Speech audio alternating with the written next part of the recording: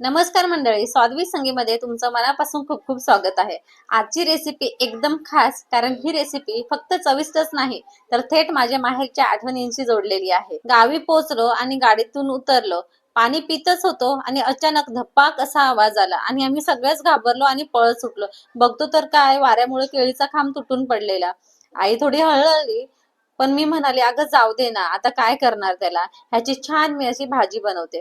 आणि काय, लगेच विळा उचलला, सगळी केळी कापून घेतली, थोडी गावात वाटली आणि आणि बाकीच्या केळीची आपण भाजी बनवणार आहे। तर बघा, अशा पद्धतीने अशा फण्या फण्या त्या केळीची तोडून घ्यायची असतात। तर ह्या इथं मी साधारणतः 2 फणे घेतलेल्या आहेत। आपल्या इथं मी 7 ते 8 माणसांसाठी 2 फणे घेतले, म्हणजेच 10 ते 12 केळी असतील। तर ही सगळी केळी तोडून झाली। आता आपण हिला उचलायचं आणि छान असं धुवून घ्यायचंय। गावाकडे असल्यावर मस्त असं भरपूर पाणी असतं, जिथे पण तुम्हाला असं नळाखाली धुवायचं असं नाही। मस्त मी मोठा एक टब घेतला आणि टपात ह्यामध्ये केळी टाकली आणि वरून बकेटने पाणी ओतलं आणि मस्त 2 ते 3 पाण्याने स्वच्छ असं धुवून घेतले, म्हणजे त्याला माती वगैरे लागली असेल तर ती पूर्ण निघून जाते। तर बघा, अशा पद्धतीने केळी छान अशी धुवून घेतले, निथळून घेतले, किती मस्त दिसतात ना। आणि खरं म्हणजे ह्या केळी गावठी केळी, जे गधड केळी बोलतो ना, ते केळी आहेत। एकदम चवीला भारीच लागते, पिकल्यावर पण भारी लागतात आणि ह्याची भाजी केली ना ती पण एकदम टेस्टी बनते। आता आपण खऱ्या अर्थाने भाजीला सुरुवात करूया। तर ही धुवून घेतलेली केळी घेऊया आणि इथं आपण ठेवून घेऊया आणि एक केळ त्याच्यामध्ये तोडायचं आहे आणि अशा प्रकारे आपण छान असं त्याला सोलून घ्यायचंय। तर बघा, इथं आपल्या तुमच्याकडे स्लायसर असेल तर स्लायसरने सोला। माझ्या गावच्या घरी स्लायसर नव्हतं, चाकूच होता। मी चाकूने हळूहळू करून असं पूर्णपणे केळ मस्त वरचं साल असतं ना त्याचं सोलून घेतलंय। बघा, स्वच्छ दिसतं, एकदम पांढरं शुभ्र दिसतं। आणि हे केळ महत्वाचं म्हणजे असंच नाही ठेवायचं, त्याला पाण्यात डुबवून ठेवायचं, नाहीतर काळं पडतं। अशाच प्रकारे सगळी केळी आपण एक एक करून सोलून घ्यायची आहेत आणि त्याला पाण्यात ठेवून घ्यायचंय। ती रेसिपी अगदी सोपी आहे, एकदम कमी साहित्यात बनते, अजिबात मसाल्यांचा वगैरे जास्त वापर करायचा नाहीये। सिंपल सोबर पण एकदम सुपर टेस्टी अशी ही रेसिपी होते।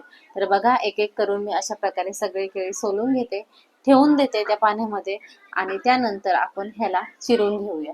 तर एकदा स्वच्छ असं धुवून घ्यायचं, म्हणजे ना त्याचा चीक वगैरे असं थोडासा चीक असतो, तो थोडासा चिकट असं लागतो। तर पाण्यामध्ये ठेवून आपण असं थोडंसं धुतलं, हाताने चोळून घेतलं तर तो पूर्ण निघून जातो।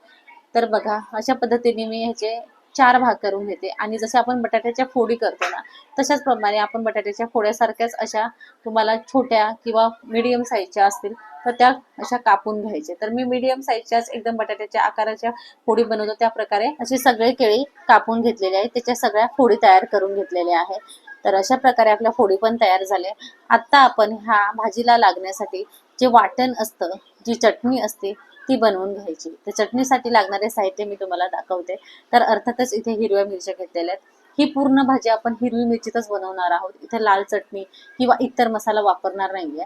तर बघा, मी इथं भरपूर साऱ्या मिरच्या, म्हणजे जवळपास 7 ते 8 मिरच्या घेतलेल्या, आणि ह्या मिरच्या पण घरच्याच आहे, त्यामुळे ते जास्त तिखट नव्हत्या म्हणून मी 7 ते 8 मिरच्या घेतल्या।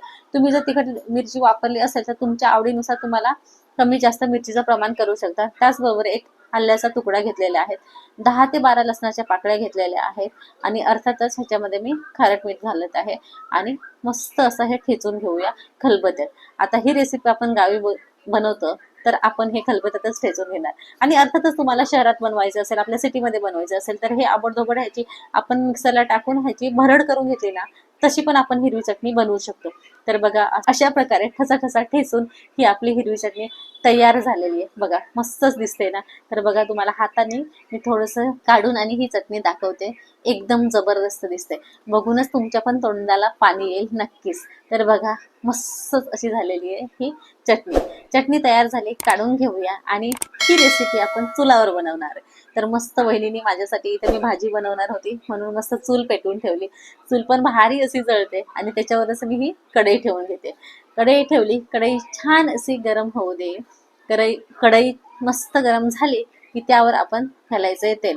तर मी साधारणतः इथं 2 पळ्या तेल घालते। तेलाचं प्रमाण मी नेहमीप्रमाणे सांगते, तुमच्या आवडीनुसार तेलाचं प्रमाण घ्यायचं आहे। तर इथे मी भाजीसाठी जास्त आहे म्हणून इथे 2 पळ्या मोठे तेल घातलेलं आहे।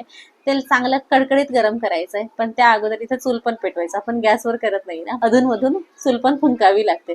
मस्त चूल पेटलेली आहे, छान तेल गरम झाले, त्यामध्ये सोडायची आहे मोहरी। तर 1 चम्मच मोहरी घातली, त्याचबरोबर 1 चम्मच जिरं घातलं. मोहरी आणि जिरं चांगलं असं फुललं, चांगलं तडतडले की त्यामध्ये सोडायचा हा कढीपत्ता. कढीपत्त्याचा पण चर्र असा आवाज आला की त्यानंतर ह्याच्यामध्ये घालायची आहे ही आपण तयार करून घेतलेली चटणी, हिरवी चटणी. तर ही हिरवी चटणी पण मस्त अशी परतवून घ्यायचा अगदी सुगंध सुटेपर्यंत. चटणी, कढीपत्ता, जिरा मोहरी, आहा, जबरदस्त सुगंध सुटलाय. ह्याला अजूनच आपण साधारणतः 2 मिनिटभर परतायचं, अजिबातच घाई करायची नाही. इथंच मेन खेळ आहे रेसिपीचा. हे तुम्ही परफेक्ट भाजलं, ह्याला सुगंध सुटला की त्यानंतर आपण ह्याच्यामध्ये घालायचं आहे हळद. तर साधारणतः हळद मी अर्धा चम्मच घातलेला आहे, एकदम किंचित घालायची आहे. तर ह्याचा सुगंध सुटल्यावरच आपल्याला ह्या तयार करून घेतलेल्या केळीच्या फोडी घालायच्या. जर तुम्ही चटणी तुमची चांगली भाजली नसेल आणि पटकनच तुम्ही केळीच्या फोडी टाकल्या तर अजिबातच भाजी चांगली होणार नाही, ती टेस्टी लागणारच नाहीये. तर बघा, नेहमी नेहमी 2 ते 3 मिनिटं तरी ही भाजायला पाहिजे चटणी आणि त्याला सुगंध सुटायला पाहिजे आणि मगच आपल्याला केळीच्या फोडी घालायची. केळीच्या फोडी घातल्या आणि ह्याला छान असं परतवून घ्यायचं आहे. बघा, मस्त अशा केळीच्या फोडी ह्या चटणीमध्ये मिक्स झालेल्या आहेत, छान दिसत आहेत ना, मस्त. तर अशा प्रकारे छान असं परतवून घेतलंय साधारणतः 2 ते 3 मिनिटभर आणि त्यामध्ये घालायचंय वरून चमचाभर मीठ आणि एकदा परत आपण मिक्स करून घेऊया. एकदा मिक्स झालं की त्यामध्ये झाकण ठेवायचं आहे आणि 2 ते 3 मिनिटभर असं झाकण ठेवून द्यायचंय. आता मात्र हे चुलीवरचे जे लाकडं आहेत ना ते थोडंसं कमी करून घेऊया आपण, म्हणजे ते जळणार नाही ती भाजी. आणि वरून लिंबू पिळायचंय. तर मी इथं अर्ध लिंबू पिळते. कशासाठी? तर ही भाजी अजिबातच चिकट होऊ नये म्हणून आपण लिंबू पिळायचंय. तुम्ही जर ह्याच्यामध्ये टोमॅटो किंवा कोकम घातलं तरी हरकत नाही, पण लिंबू पिळलं ना तर ती परफेक्ट टेस्ट असते. थोडंसं कोकमाने आणि टोमॅटोने थोडीशी टेस्ट वेगळी होऊ शकते. तर शक्यतो तुमच्याकडे लिंबू असेल तर लिंबूच घाला. तर बघा, अशा प्रकारे आपण अधूनमधून झाकण उघडून उघडून ह्याला भाजीला हलवत राहायचंय, म्हणजे ती कढईला लागायला नको म्हणून. तर अशा प्रकारे मस्त अशी भाजी तयार आहे आपली. साधारणतः 5 ते 6 मिनिटच झाकण देऊन वाफेवरच ही भाजी शिजवायची, अजिबातच ह्या भाजीमध्ये पाणी वगैरे घालायचे नाही. तर बघा, भाजी आपली परफेक्ट आणि एकदम स्वादिष्ट अशी तयार झाली. वरून मस्त अशी कोथिंबीर पेरूया, भारीच दिसते ना. आणि गरमागरम भाजी पण आपण खायला घेऊया. तर बाजूच्या चुलीवर वहिनी मस्त अशा तांदळाच्या भाकरी थापते. त्या चुलीचा सुगंध, धुराचा हलका स्पर्श आणि वहिनीच्या हाताची चव खरंच काहीतरी वेगळंच असतं. इकडं आपल्या कच्च्या केळीची भाजी पण मस्त तयार झाली. गरमागरम भाकरीवर ही भाजी घेतली ना, आहा, जबरदस्त. एकदम गावाकडची चव. साधं पण मनाला भिडणारं जेवण. चुलीवर बनलेलं अन्न म्हणजे फक्त जेवणच नसतं, तर ती एक आठवण असते, एक भावना असते. तर नक्की ट्राय करा ही कच्च्या केळीची भाजी. आणि व्हिडिओ आवडल्यास लाईक करा, शेअर करा आणि स्वादविथ संगीला सबस्क्राईब करायला विसरू नका. पुन्हा भेटूया अशाच एका चविष्ट रेसिपी सोबत. तोपर्यंत खात राहा आणि खुश राहा.